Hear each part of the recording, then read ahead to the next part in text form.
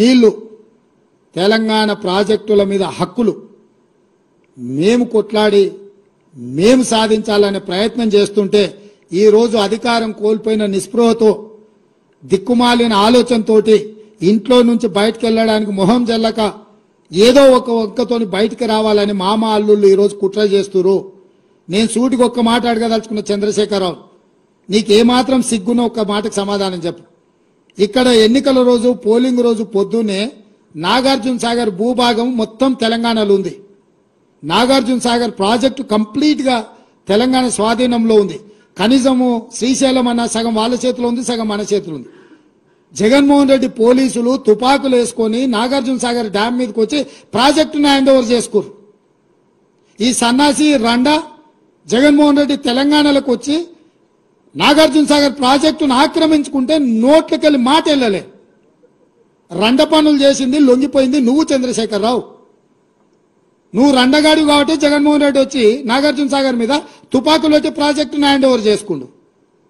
అదే కాంగ్రెస్ అధికారంలో ఉన్నప్పుడు వచ్చి చూడమను, ఇవాళ రమ్మను, వచ్చి నాగార్జున సాగర్ మీదకి రమ్మను జగన్మోహన్ రెడ్డిని. నువ్వు రండగాడివి జగన్మోహన్ రెడ్డికి ప్రాజెక్టును తాకట్టు పెట్టి తుపాకులు తీసుకొని వచ్చి నాగార్జున సాగర్ డ్యామ్ ను ఆక్రమించుకుంటే పల్లెత్తు మాట మాట్లాడలేదు. నువ్వు పోయి కేంద్ర ప్రభుత్వానికి ప్రాజెక్టులను హ్యాండ్ ఓవర్ చేయడానికి నిధులను కేటాయించినోడు నువ్వు వచ్చి మమ్మల్ని బదనాం చేస్తావా, మా మీద మాట్లాడతావా? వాస్తవాలు ఇట్లుంటే అబద్ధాలతోని అధికారం కోల్పోయిన నిరాశ నిస్పృహలతోటి ఈ రోజు మమ్మల్ని బదనాం చేసే కార్యక్రమం పెట్టాను. అందుకే నేను సూటిగా ఈ ఆధారాలు మీ ముందలు చెప్పి మీ ముందల మాట్లాడితే రేవంత్ రెడ్డి సెక్రటేరియట్లో సమావేశం పెట్టి చాలా మాట్లాడిండు. ఆయన కథ ఏంది, ఆయన కమామిస్ ఏంది అని ఆయన మాట్లాడతాడు. అందుకే నేను సూటిగా ఈరోజు మంత్రివర్గ సమావేశం అవుతుంది. అసెంబ్లీ సమావేశాలు ఎప్పటి నుంచి ఉంటాయో సాయంత్రం వరకు మీకు చెప్తాము. అసెంబ్లీ సమావేశాలలో వైట్ పేపర్ ప్రాజెక్టుల మీద రిలీజ్ చేస్తాం, ప్రాజెక్టుల హ్యాండ్ ఓవర్ మీద చర్చ పెడతాం.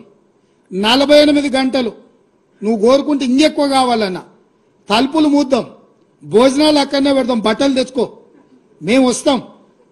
మామ అల్లుడు మీరు ఇద్దరు రాండి, లేకపోతే ఎంబడి కొడుకుని తెచ్చుకోరు, అవతల మీ బిడ్డ ఉంటే ఆమెను కూడా ఉమ్మడి సమావేశాలు పెడతాం. ఒకవేళ చర్చ చేద్దామంటే శాసన మండలి శాసనసభ ఉమ్మడి సమావేశాలు ప్రత్యేకంగా ప్రాజెక్టుల మీద జలాల మీద చర్చ పెడతాము. మాకెవ్వరు లేరు, నేను మా ఉత్తమ్ కుమార్ రెడ్డి గారు ఇద్దరమే మాట్లాడతాం. సంబంధిత శాఖ మంత్రిగా వారు మాట్లాడతారు, ముఖ్యమంత్రిగా నేను మాట్లాడతా. చంద్రశేఖరరావు, హరీష్ రావు, తారక రామారావు, కవితారావు నలుగురు మీరు ఒకరి తర్వాత ఒకరు అలసిపోకుంటే ఎంతసేపు అయినా మాట్లాడదాం, చర్చ చేద్దాం. నీకు చిత్తశుద్ధి ఉంటే, నీకు నిజాయితీ ఉంటే ఈ చర్చలకు రాకుండా ముఖం చాటేయకు చంద్రశేఖరరావు. నీకు నిజంగానే నిజాయితీ ఉంటే నీ 10 ఏళ్ల పరిపాలనలో తెలంగాణ ప్రాంతాన్ని, ఎడారిగా ఉన్న తెలంగాణ ప్రాంతాన్ని సస్యశ్యామలం చేయడానికి, పచ్చని పైర్లు పంటలు పండడానికి నువ్వు కృషి చేస్తే పూర్తిగా నదీ జలాల మీద సాగునీటి ప్రాజెక్టుల మీద చర్చ చేద్దాము. చర్చ జరిగినంతసేపు నువ్వు కూర్చోవాలి, నువ్వు మాట్లాడినంతసేపు ఎంతసేపు అయినా మాట్లాడు, నువ్వు నీకు అనుమతిస్తాము, నిన్ను అభ్యంతర పెట్టము. నువ్వు నీ అల్లుడు, ఎందుకంటే 5 ఏళ్ళు ఆయన మంత్రి, 5 ఏళ్ళు ఈయన మంత్రి సాగునీటి ప్రాజెక్టు, 5 ఏళ్ళు ఈయన ముఖ్యమంత్రి, 10 ఏళ్ళు ఈయన ముఖ్యమంత్రి, 5 ఏళ్ళు ఆయన ఆర్థిక మంత్రి. వ్యవహారం అంతా మామ అల్లుల మధ్యలోనే జరిగింది. మీకు పూర్తిగా అవకాశం ఇస్తాం. ఒక్క నిమిషం కూడా నీ మైక్ కట్ చేయం చంద్రశేఖరరావు, రా. ప్రతి డాక్యుమెంట్ తీసుకొని నేను మా మంత్రివర్యులు ఉత్తమ్ కుమార్ రెడ్డి గారు మేము మాట్లాడతాం. వాస్తవాలను ప్రజలకు చెప్పుదాం. ఎవడు ద్రోహి, ఎవడు దొంగ, ఎవడు లొంగిండు, ఎవడు వంగిండు, ఎవడు ప్రాజెక్టులను తాకట్టు పెట్టిండు, ఎవడు ముఖ్యమంత్రి ఉన్నప్పుడు ఈ తెలంగాణకు అత్యంత ద్రోహం జరిగింది.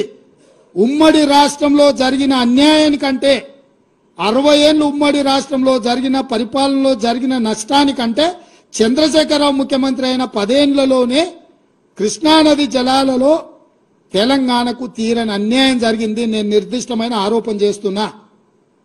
పోతిరెడ్డిపాడైనా, రాయలసీమ లిఫ్ట్ అయినా, ముచ్చుమరి ప్రాజెక్ట్ అయినా, ఈరోజు పాలమూరు జిల్లాలో మొదలైన నీళ్లు శ్రీశైలం రాకంటే ముందే రాయలసీమ ప్రాజెక్టు ద్వారా రోజుకు 12-13 టీఎంసీలు 30 రోజులు మనం కళ్ళు మూసుకుంటే 1000 టీఎంసీలు తరలించకపోతాడు.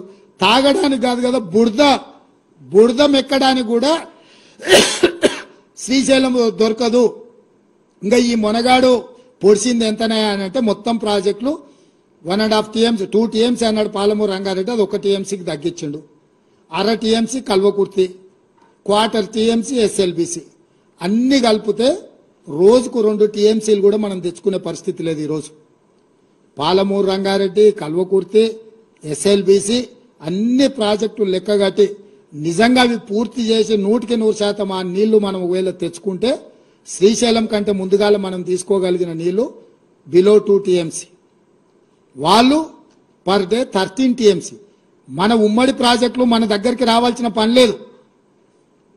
వాడు ధైర్యంగా మన దగ్గరకు వచ్చి మన ప్రాజెక్టులు స్వాధీనం చేస్తున్నాడు. అవతల ఇప్పుడు పోతిరెడ్డి పాడో లేకపోతే రాయలసీమనో ముచ్చుమారి దగ్గరికి మనం పోయి ఆపగలుగుతామా? 12-13 TMCలు పర్ డే తరలించకపోతే వారం రోజులు చూడనట్టుంటే 100 TMCల నీళ్లు మాయమైపోతాయి. 100 TMCల నీళ్లు పోయినాక ఏం బురదమెక్తావా? ఇవాళ అవతలున్న ప్రాజెక్టులు ఎట్లా పాలనో చెప్పమని చంద్రశేఖరరావు 10 ఏళ్ళు గాడిదలు కాసిండా చంద్రశేఖరరావు? 12-13 TMCల నీళ్లు తరలించకపోవడానికి ప్రాజెక్టులు జగన్మోహన్ రెడ్డి కడుతుంటే, చంద్రబాబు నాయుడు కడుతుంటే అడ్డుకోవాల్సింది, కేసులు వేయాల్సింది, ధర్నాలు చేయాల్సింది, నిరసన తెలపాల్సింది, జంతర్ మంతర్లో ఆమరణ నిరాహార దీక్ష చేయాల్సింది వదిలేసి కేంద్ర ప్రభుత్వానికి ఫిర్యాదు చేసి ప్రాజెక్టులను ఆపించే పని చేయకుండా ప్రగతి భవన్లో లేకపోతే ఫామ్ హౌస్లో వండుకొని ఇవాళ ఆయన నల్గొండ జిల్లాకు పోయి నిరసన తెస్తాడంట. నల్గొండ జిల్లాకు నిరసన కంటే ముందు అసెంబ్లీకి రా, అసెంబ్లీలో చర్చ చేద్దాం, ఇవన్నీ ప్రజలకు చెప్దాం తారీఖులతో సహా. ఏ రోజు ఏ ప్రాజెక్టులు మొదలైనవి, ఏ ప్రాజెక్టులు పూర్తయినాయి, ఎవడు ద్రోహి, ఎవడు తెలంగాణను ముంచిండు, ఎవడు తెలంగాణ ప్రజల్ని వంచిండో 100% ప్రజలకు వివరిద్దాము. నేను మళ్ళీ సూటిగా చంద్రశేఖరరావుకు సవాల్ విసురుతున్నా. రేపు రాబోయే బడ్జెట్ సమావేశాలలో 2 రోజులు వైట్ పేపర్తో సహా ప్రాజెక్టుల మీద స్వాధీనం చేసే విషయాల మీద చర్చ చేద్దాము. 2 రోజులు సరిపోలేదంటే అదనంగా కూడా చర్చ పెడతాము. చర్చ పూర్తయ్యే వరకు నువ్వు అసెంబ్లీలో కూర్చోవాలి. కాలు నొప్పి, కంటి నొప్పి, పంటి నొప్పి అని ఇంట్లో వండుకొని నువ్వు నాటకాలు వేస్తే నీ నాటకాలను ప్రజలు గమనిస్తలేరు అనుకోకు చంద్రశేఖరరావు.